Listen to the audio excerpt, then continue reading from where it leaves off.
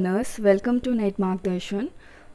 इस वीडियो में मैं आपको क्वेश्चन नंबर 17 जो लास्ट वीडियो टीचिंग एप्टीट्यूड से रिलेटेड था, जो कि मैंने क्रिएट किया हुआ था, teaching aptitude updated PYQ series part 2 नाम से।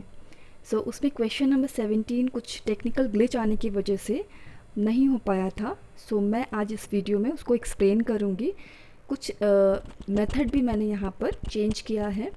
उसी मेथड के थ्रू मैं जो है आगे की प्रिपरेशन कराने की सोच रही हूँ, बट उसके लिए आपका कोऑपरेशन भी चाहिए, क्योंकि अगर आप वीडियो देखने के बाद अपनी अंडरस्टैंडिंग के अकॉर्डिंग, अपनी ऑब्जर्वेशन के अकॉर्डिंग सही कमेंट या सही वैल्यूबल फीडबैक आप शेयर करेंगे कमेंट बॉक्स में, तो बहुत ही जो है कोऑपरेटिव होगा हमारे लिए और मोटिवेट करेगा कि इस तरह की हम वीडियो प्रोवाइड करके आपके प्रिपरेशन को और भी स्ट्रॉन्ग बनाएं।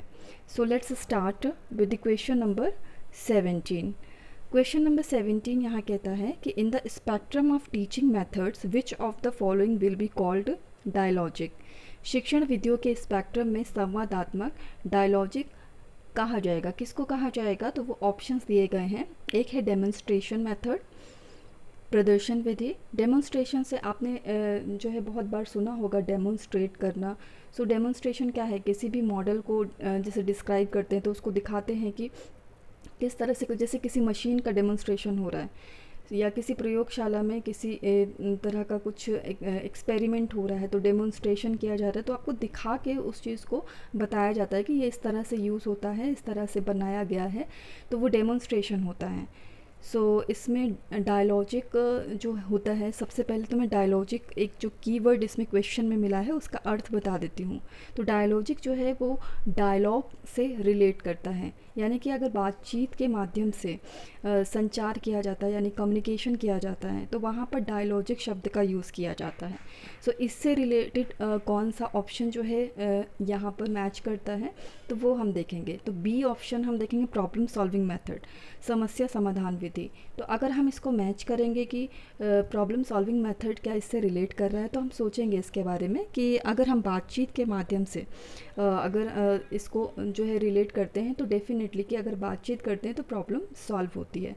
Chalk and talk method, chalk and talk method जो होता है वो जैसा कि इसके नाम से पता चल रहा है, तो मैं आपको एक डेफिनेशन के माध्यम से भी समझाना चाहूँगी। A chalk talk is an illustrated performance in which the speaker draws picture to emphasize lecture points and create memorable and entertaining experience for learners। Chalk talk एक सचित्र प्रदर्शन है, मतलब चित्र के द्वारा जो है प्रदर्शित किया जाने वाला एक मेथड है जिसमें जो स्पीकर होता है, जो वक्ता होता है, व्याख्यान बिंदुओं पर जोर देने के लिए चित्र बनाता है और श्रोताओं के लिए उसे यादगार और अनुभवी बना देता है, मतलब उससे काफ़ी एंटरटेनिंग जो है बनाने की कोशिश करता है। तो वो होता है ये विधि। तो आपको सबके बारे में पता होना चाहिए, तभी आप अपना सही आंसर चूज़ कर सकते हैं। डी ऑप्शन है टीम टीचिंग बेस्ड मेथड, तो दल शिक्षण आधारित विधि। तो यहाँ पर तो ये जो दल शिक्षण आधारित विधि है, यहाँ पर डिफरेंट टीचर होते हैं जो कि अपने अपने विषय को जो है एक साथ यहाँ पढ़ाने का जो है अनुभव होता है। ये टीम टीचिंग इसी को बोलते हैं कि किसी का क्या सब्जेक्ट है, किसी और टीचर का दूसरा सब्जेक्ट है, तो वो साथ में पढ़ाने का अनुभव यहाँ पर जो होता है इसको बोलते हैं टीम टीचिंग बेस्ड मेथड। तो यहाँ डायलॉजिक का तो नहीं है, यहाँ पढ़ाने से रिलेटेड है, टीम टीचिंग की बात की गई है। तो अगर हम जनरल लैंग्वेज में बोले तो इट मीन्स कि ये इससे रिलेट नहीं है। हम आगे देखते हैं ऑप्शन इंटरैक्टिव प्रेजेंटेशन।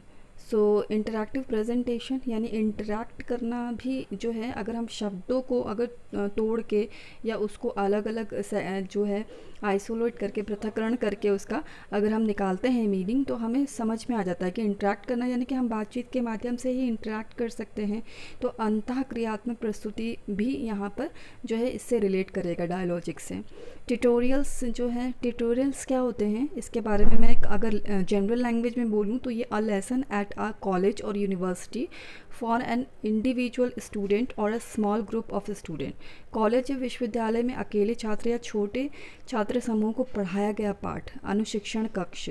ये मैंने जो है गूगल की हेल्प से छोटा सा जो है यहाँ पर मीनिंग आपको बताया है, बट अगर हम इसको थोड़ा सा और ब्रॉड में पढ़ते हैं तो a tutorial in education is a method of transferring knowledge and may be used as a part of learning process, more interactive and specific than a book or a lecture।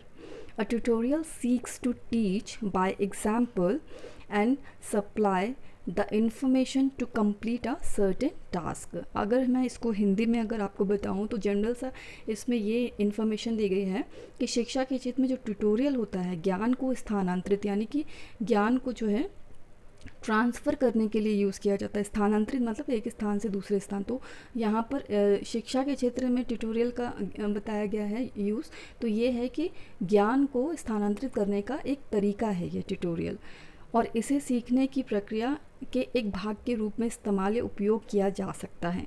किसी पुस्तक या व्याख्यान की तुलना में अधिक संवादात्मक और विशिष्ट ये ट्यूटोरियल उदाहरण के द्वारा पढ़ाना चाहता है और एक निश्चित कार्य को पूरा करने के लिए जानकारी प्रदान करता है। तो उदाहरण के तौर पे पढ़ाना चाहता है, तो इसमें यहाँ पर संवाद से रिलेटेड जो है बात कही गई है, तो ये भी रिलेट करेगा। तो इट मीन्स कि जो हमारा आंसर होगा, करेक्ट आंसर होगा, वो यहाँ पर बी, ई एंड एफ होगा। लास्ट पेज में जाते हैं हम। तो बी में क्या है, प्रॉब्लम सॉल्विंग मेथड, और हमारा ई में है इंटरैक्टिव प्रेजेंटेशन, और एफ में है ट्यूटोरियल्स। सो यहाँ पर आपको आंसर मिल गया। अब यहाँ पर एक बात मैं आपको कहना चाहूँगी कि जो भी यहाँ मैंने लॉन्ग जो वीडियोस बनाए थे उससे मुझे अभी तक ये अनुभव मिला है, जो भी प्रतिक्रिया मुझे मिली है, जो फीडबैक मिला है, उसके आधार पर मुझे ये लगता है कि समय के अकॉर्डिंग जो पढ़ाई कर रहे हैं, हो सकता है कि किसी के पास बहुत कम समय हो और उस कम समय में कम ही वो देख पाते हो, तो उसके लिए मैंने शॉर्ट वीडियो बनाने का सोचा है कि मतलब अगर इनको पार्ट में डिवाइड कर दिया जाए, लॉन्ग वीडियो बनाने की जगह अगर मैं शॉर्ट वीडियो बनाऊं, तो जो भी ऐसे स्टूडेंट्स हैं, एस्पिरेंट्स हैं, जो कि उनके पास समय कम रहता है और कम समय में वो लर्निंग करना चाहते हैं, तो उनके लिए वो बहुत बेनिफिशियल हो सकेगा। तो आगे की प्लानिंग मेरी यही है कि मैं, जैसे कि मैंने 2 वीडियो में आपको एक पूरा पोर्शन, ये यूनिट 1 फिनिश कराने की कोशिश की थी, जो कि एक क्वेश्चन मेरा जो है उसमें मिस हो गया था, वो नहीं एक्सप्लेन हो पाया था, तो मैंने आज वो प्रोवाइड किया। अदरवाइज़ मैं 2 पार्ट में ही करवा रही थी।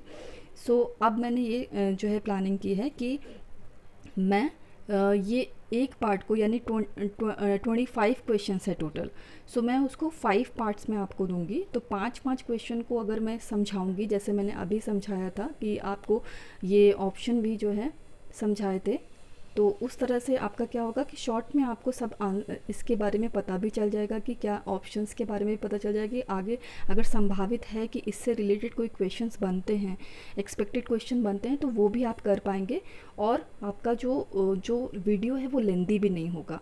तो मेरी ये जो है प्लानिंग है आगे की। तो आई होप कि आप कोऑपरेट करेंगे, और thank you for watching this video. I hope कि आपने कुछ लर्न किया होगा इससे, और अगर जो है आपको कुछ ऑब्जर्वेशन हुआ है, इससे कुछ लर्निंग हुई है, तो आप हमारा टेलीग्राम जो है लिंक मैंने डिस्क्रिप्शन बॉक्स में दिया हुआ है, तो वो भी ज्वाइन कर सकते हैं। वहाँ पर डेली क्विज होती है। अगर इकोनॉमिक्स से रिलेटेड है आप, यानी इकोनॉमिक्स जो है पेपर 2 है आपका, तो आपको उसका भी लाभ मिल सकता है यहाँ पर, क्योंकि इकोनॉमिक्स की भी यहाँ पर क्विज हो रही है। और जो है आप अपना वैल्यूबल फीडबैक शेयर करें, ताकि आने वाले समय में आपको बहुत ज़्यादा से ज़्यादा जो है आपको वीडियोस मिल सके आपकी प्रिपरेशन से related. So thank you so much. Stay at home and stay healthy. Thank you.